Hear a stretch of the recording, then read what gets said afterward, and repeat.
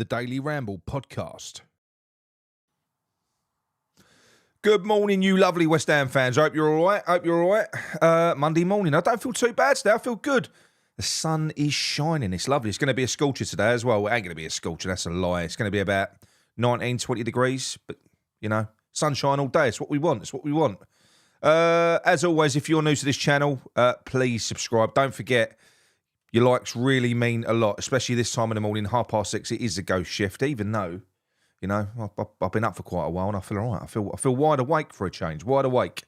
Let's go through the chat quickly, and then we're going to get on to, going to try and motivate myself to talk a little bit about England. I'll tell you what, if it was West Ham, you'd be getting a Moyes rant. That's what you'd be getting, but it's not West Ham, and I don't quite feel the same level of passion, but I'm going to talk about it anyway. Right, so we've got Jhon. Hang on, why is that so little? Fucking hell, but you can't even see that, can you? What's going on with that? Morning, Jhon. Up early today, just took my daughter to work for 6. I thought I would join you. Good morning, mate. Welcome to Scott Jones, Ben Howe, Iggy Goes Pop, David Riley, Ian Pryor. I'll sort that text out after. I don't know what I've done now. We've got Nicola, we've got James, we've got Bodge, Stevie Bell. James is all over the chat. Look at him. We've got Louis. We've got Sam, Andy Orchard. Is that Orchard or Orchard? Happy Hammerette, Tony, Red Hill, Colin, the Doghouse, Mark, Wasim, Darren, Ashton, Dan Tritton. Right, that's it. That's enough. That's enough. Good morning to everyone. Good morning to everyone in the chat. What did you think of that yesterday? Obviously, England had their first game of the Euros, playing against Serbia, a team that have got some very good players, I will say. I mean, the forward line, especially on paper, really, they had quite a decent team. Yeah, we beat them 1-0. I've got to be honest, apart from the first 30 minutes, even the first 30 minutes where, you know, I didn't feel like we created an awful lot. We controlled the game a lot. I didn't really rate it. I mean, it was a really good header from Bellingham that got us a win. You know, he started the move, finished it off, a deflected cross from Saka, because that was the only way he was going to find anyone in that game. I know everyone was raving about him, but fuck me, his final ball, Saka. You know, I mean, if that hadn't have been deflected, I don't know where it was going to end up, because it completely changed direction and landed on Bellingham's head. And what a header! He sort of powered that in. Great player, great performance from Bellingham. But yeah, I don't know. After that sort of 30 minutes, we kind of went into our shell a little bit, and you could say at that point maybe it's the team have kind of, you know, they've regressed naturally. But then at half time, where you know. That's where the manager's supposed to reset and get him going again.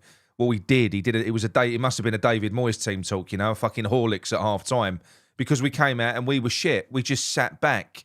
We sat deep. How can that even really be possible when you're looking at a team with that level of player? How can it be possible to be that bland? How can you make a team full of those players look that shit? And they did. We've got some amazing individuals that carried us through, and they will carry us through. We'll get through the group stages. We will. But unless he does grow a pair of bollocks, we ain't going to go anywhere. You know, or unless we're lucky and we don't face anyone all the way to the final or something, which is Southgate's usual trick, you know. He's just lucky in that respect. We don't really sort of face anyone of any merit, and then when we do, we struggle. But if we do face anyone decent in the quarterfinals, I don't fancy us. You've got to have more balls. I know it's tournament football and the results are all that matters and blah blah blah. But fucking hell, it doesn't need to be that painful. It don't need to be that painful. So for me, I thought Bellingham was obviously the standout player. He is the star. He is the type of player that can win you a tournament. Bellingham. He is the talisman. He's a big, powerful lad. He's got everything. He's got everything. You know, just 20 years old as well. It's no wonder that Real Madrid paid all that money for him. But aside from that, look, I thought Bowen gave a really good account of himself when he came on.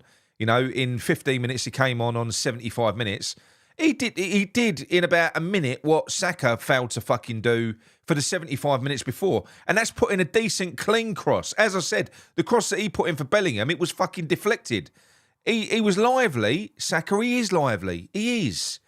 But I don't know. I'm not taken with him. And the other one, the player who was really shit, surprisingly so, because we need this player to be the player that he is for his club, which is on another level. We need him to be this player for England, but for whatever reason, he's shit for England. And that's Phil Foden. He was awful. He was honestly, he was awful again, giving the ball away. You're like, mate, what is going? It's like a different player. A different player now. Fabregas sort of hit the nail on the head after the game. He said because you had Richards, who's obviously a City fan, sort of defending him and blaming the setup, and that may well be true.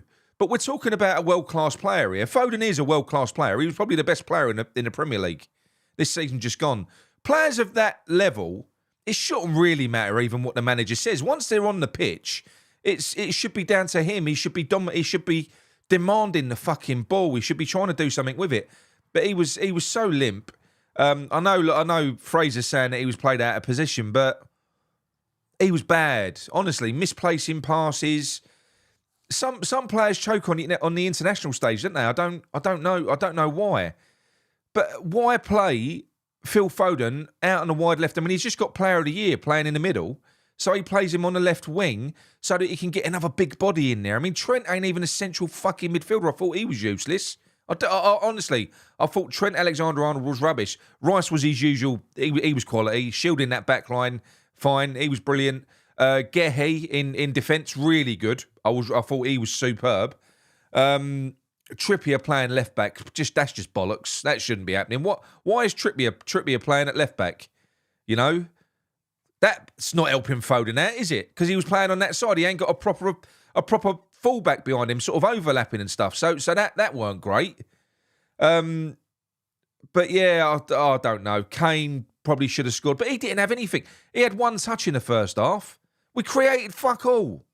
And it ain't like he don't move, Kane. He does move around. You should be able to find him from open play.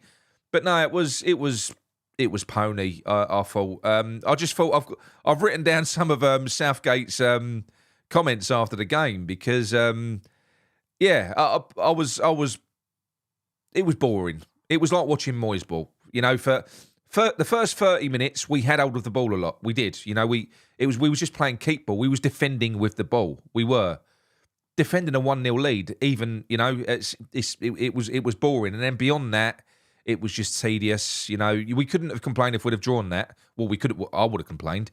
But based on that performance, Serbia probably deserved a goal.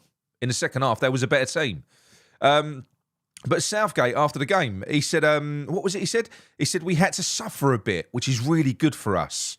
And he was really happy with how well we did out of possession because they've been working on that all week. Now, let me repeat that.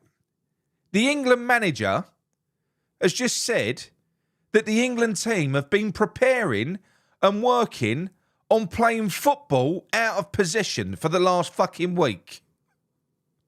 Sound familiar? It is a waste, isn't it? It is a waste. He might prove me wrong. He might go all the way. We might go and win it. But I'm sorry.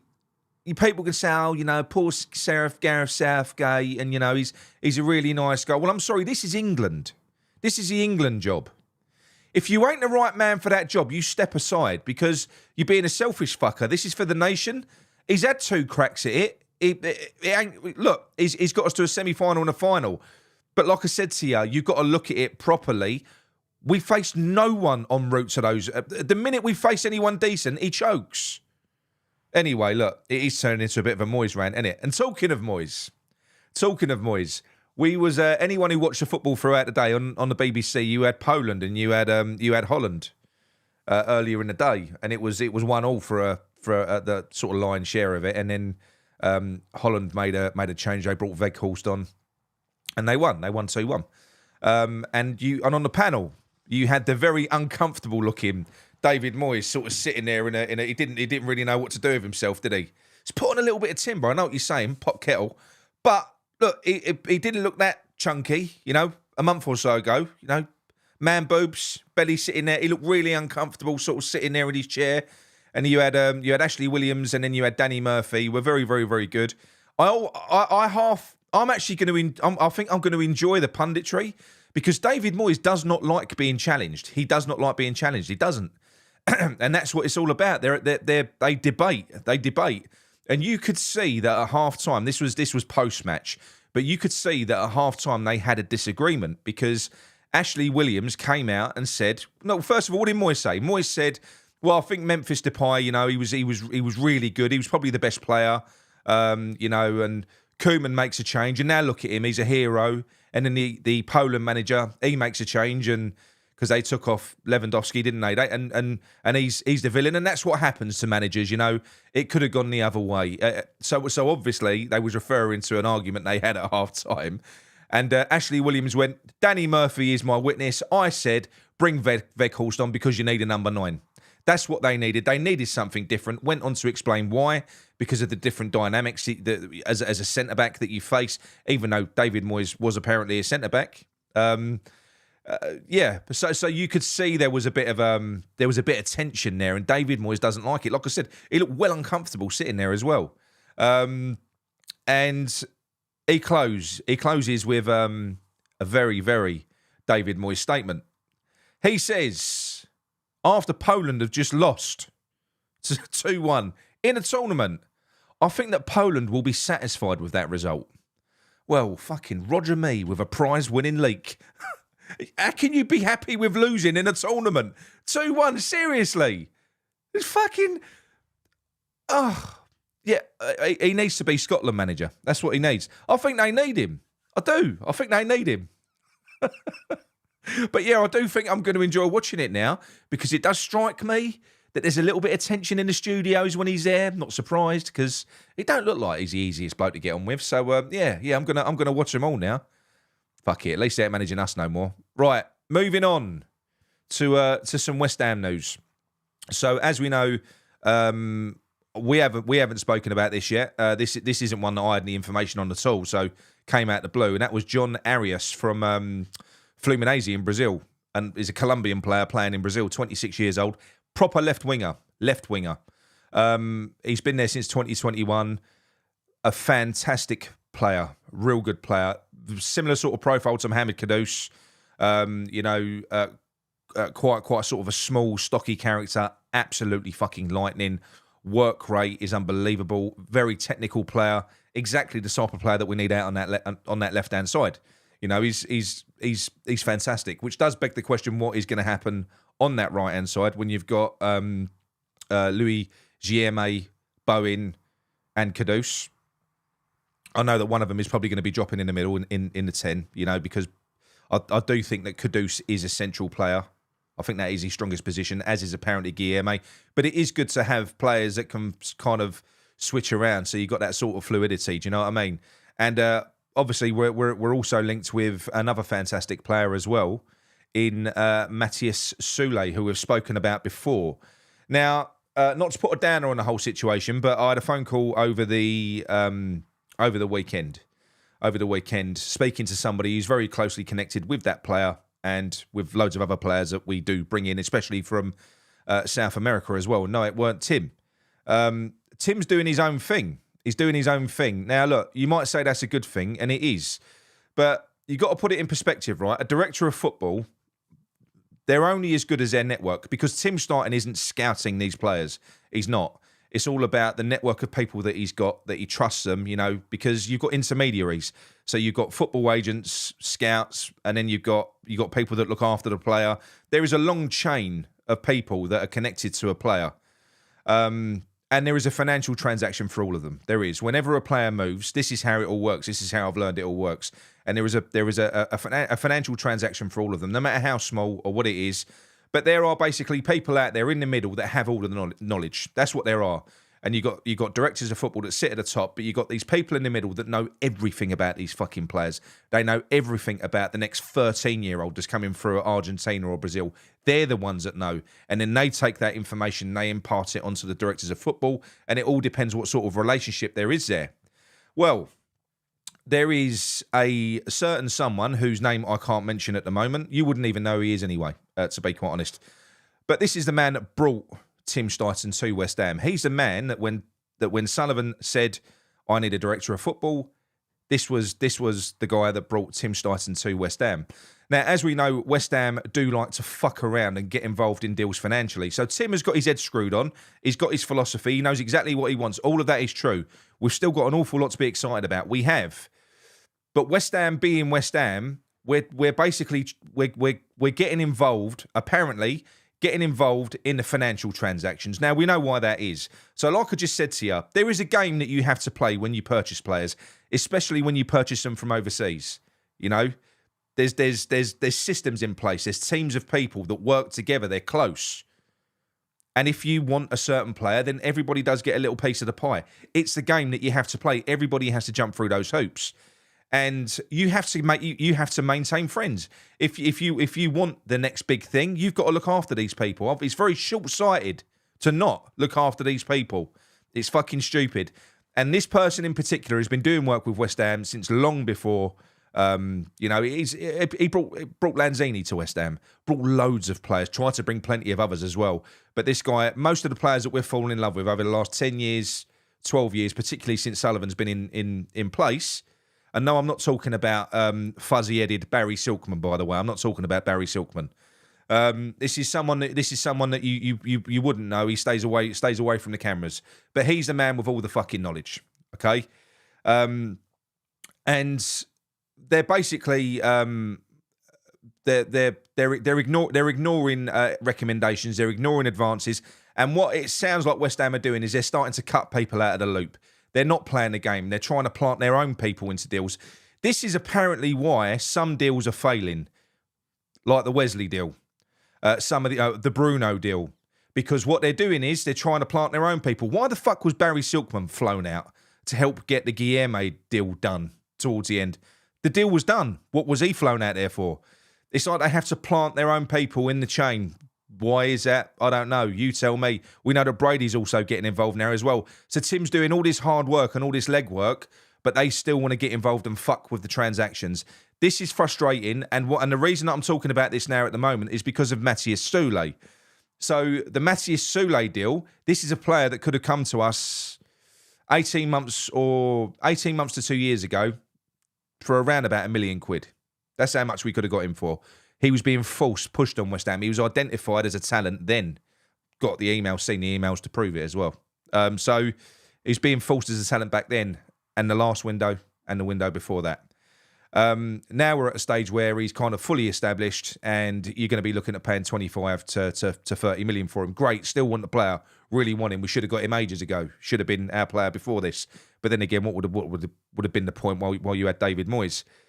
But the fact of the matter is, what they're doing now, like I said, this player as well, like most of them have, he's got people that have looked after him the whole way through his career. So he's got his agent, he's got the intermediaries in between that look after different streams of his career, different streams of his work. And like I said, these ain't people that you're throwing millions at, by the way. They're not. They're people that basically, they're in place to look after the progression of a player, look after all angles of how they make their way up the ladder. And from what I've been told with the Matias Soule deal, this is another one where we're trying to get involved and we're trying to cut people out and put people in so that so-and-so can get this and so-and-so can get that. That's what West Ham are apparently trying to do, and they're pissing people off again. And that is what we've been doing the whole way through. Now, look, we're going to sign players. We've just signed one. We signed Guilherme. We are going to sign players. We are. But it is going to be, I think, because this is our tact and this is the only way we're ultimately going to sign someone, is if they buckle and allow us to change the agency and intermediary chain behind them. The only way we're going to sign a player is if they want to play ball with us, you know, in this scenario, which is shit. But look, we're still, like I said, we're still going to get players. But players like Matias Soule, I'll be surprised if we go out and we get our first targets. And on behalf of Tim as well, who is a director of football and a great man as well, because I don't think that Tim would cut this person out of a chain. He wouldn't do that because it's all about relationships. He's obviously being forced by the club to do so. Well, these people are only as good as the people they know. Don't start cutting off your nose to spite your face, Tim. You've got to keep these people happy. So yeah, look, that was a little update anyway from what's happening with Matias Soule. I'm still confident that deal could be rescued. At the moment, apparently, it's on the back burner purely because of what they're trying to do behind the scene. It's got nothing to do with money or demands. If it breaks down, the story will be club wanted too much money, the agents were being greedy. Agents weren't being fucking greedy. Basically, they just wouldn't accept what we're trying to put in place in the chain before the deal. And this is the same with every fucking deal. It was the same with Onana, the Everton deal. That was all bollocks as well. Yeah, it was the same with that deal. We make up a story because we fail, and we make up a story to say greedy player, greedy agent. It's what we do. I'm not saying that every player you go after, you could get done, but you've got a better chance of getting it done if you just play the fucking game. It's what you have to do. Right, anyway, let's go on to the masturbator. How you doing, everyone? Hope you're all doing well. I'm on my Ollie Bobs, but I've still got a question for you. Right. Fried breakfast. What goes on it? Childish ketchup or the one and only HP brand sauce, mate? Oh, all day long, mate. All day long, HP.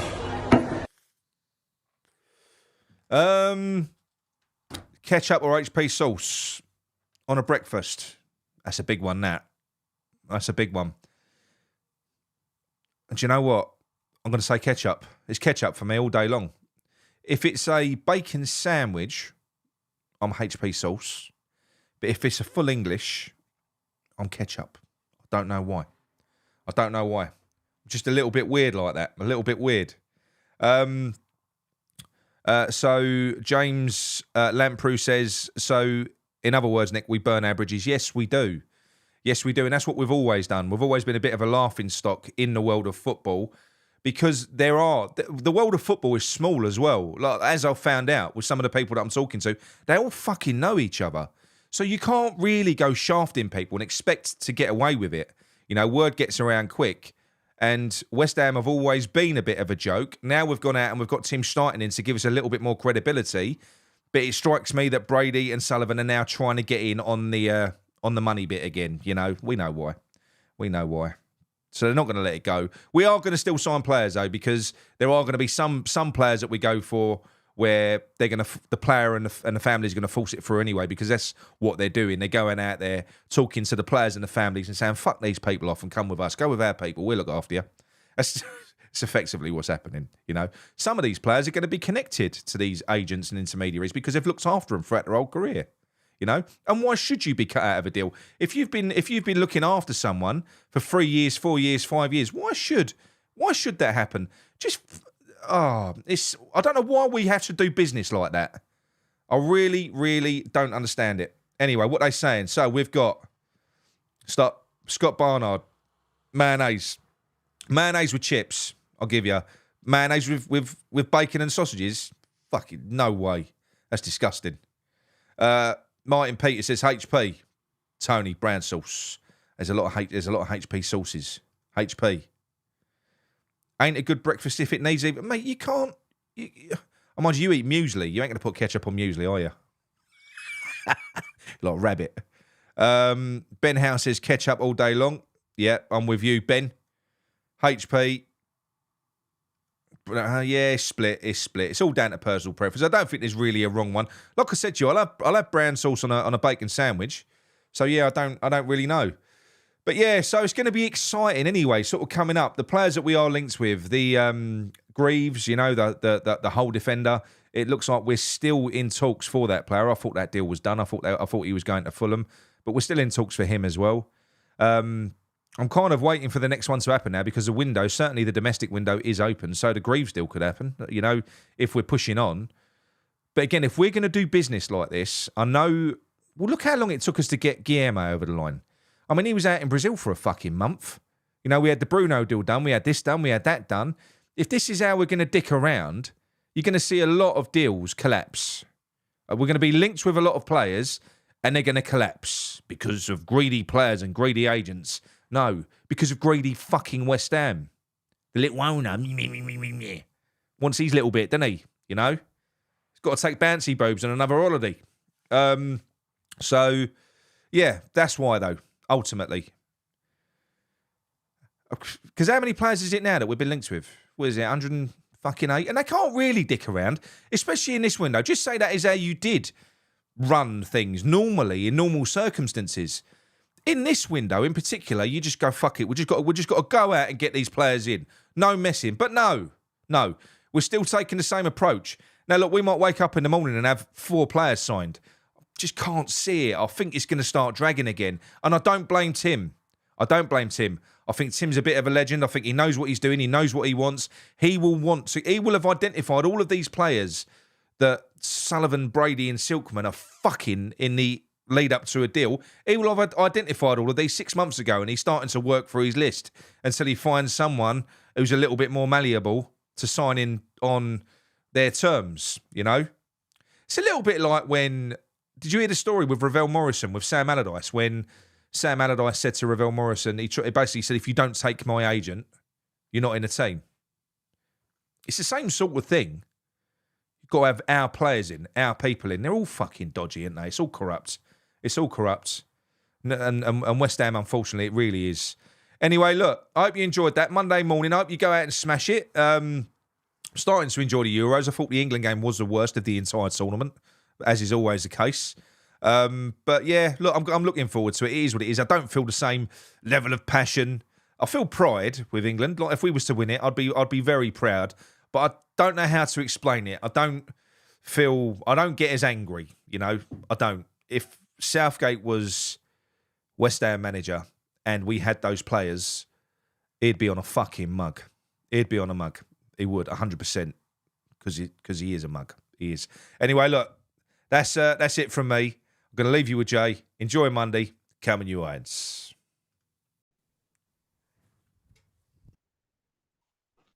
The Irons.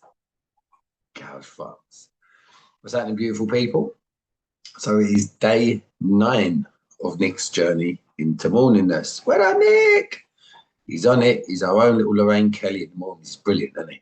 Anyway, so today,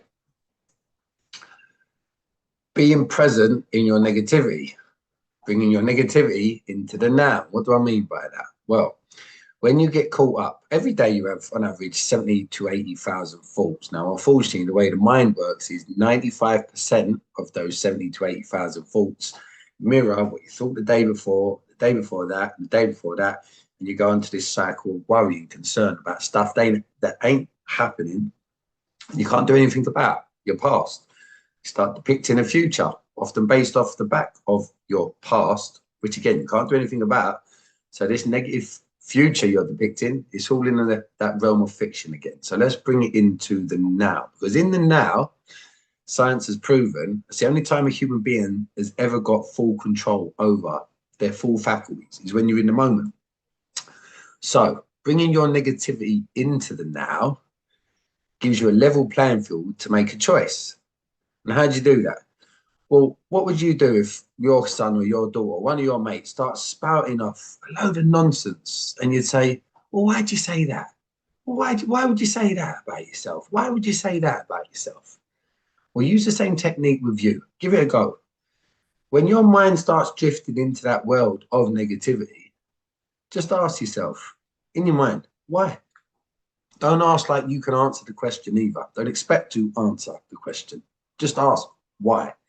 Because when you ask why, you're now conscious in that negative thought pattern, which means you're now in the present moment with it. And in that present moment, you've got a choice. Do I go down this illogical worry, shame, guilt, negative self-talk, anxiety, depression, thought pattern? Or do I choose to acknowledge it by saying why, which brings me present in the moment, and then choose to think of something else? Give it a crack. shout out to all you wonderful men that are on that second part of the course that are doing this at the minute. Well, you should be. And if you're not, ask yourself why. Go ahead, turn it up, Jay.